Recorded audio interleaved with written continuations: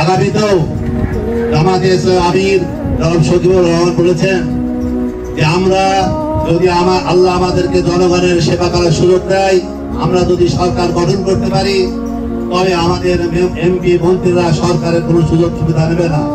তারা সরকারের কোনো সরকারি যে প্লট বা ফ্ল্যাট নেবে না, শুল্কমুক্ত কোনো গাড়ি নেবে না, এবং তারা কোনো দুর্নীতির সাথে জড়িত হবে না। তাদের মাধ্যমে যে প্রজেক্টগুলো পাস হবে তার হিসাব তারা তাদের পরে জনগণকে বুঝাই দেবে।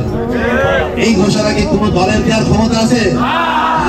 আর ইনশাআল্লাহ আমাদের এই মেসেজগুলো আপনাদের ভোটারদের কাছে বোঝাতে হবে।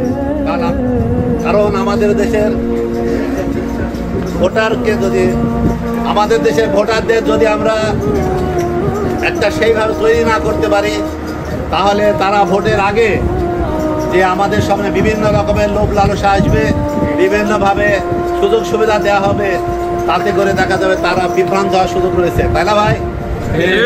আর আপনারা জানেন ভোটের আগে বিভিন্ন কালো টাকা ছড়াছড়ি হয়, তারপরে ডিম একটা জায়গায় 5 টাকার খাওয়ালে হয়, শাড়ি বলেন তেল বলেন যত রকমের কিছু লাগা দেওয়া হয়, ওই সময় দেওয়া হয়।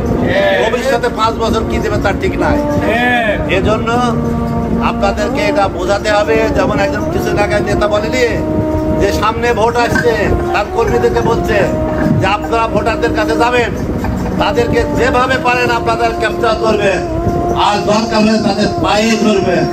কারণ আপনারা পা ধরবেন একবার, আর আপনারা যদি বিজয় হতে পারেন তারা পা ধরবে আরো 5 বছর।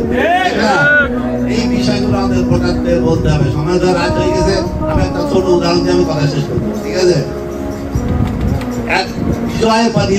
বিজয়ের পরে নির্বাচন হওয়ার পরে এক ভোট কর্মী এমপি সাহেবের অফিসের সামনে দিয়ে যাচ্ছে, বুঝলেন?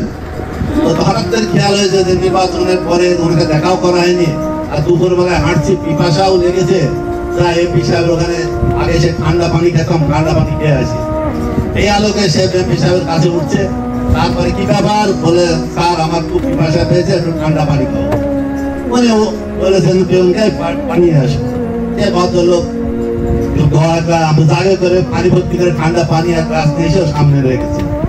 ওই লোক কিন্তু আর পানি খাচ্ছে না। এমপি সাহেব জিজ্ঞাসা হয়েছে কি ব্যাপার, হয়তো পানি খাচ্ছেন না কেন?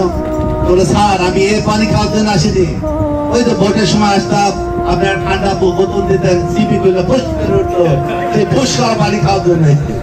এমপি সাহেব বলছে বুঝেছি, ঠিক আছে আপনি পাবেন, তবে আজকে পাবেন না, আবার যখন 5 বছর পর নির্বাচন আসবে সেই সময় আপনি আবার সেই ফুসপানি পাবেন।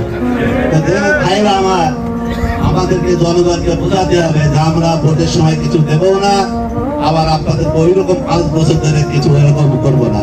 আমরা এমন পানি দেব যে পানি সাধারণ পানি এখনো যেটা দেবো সারা 5 বছর ধরে সেই দেবো।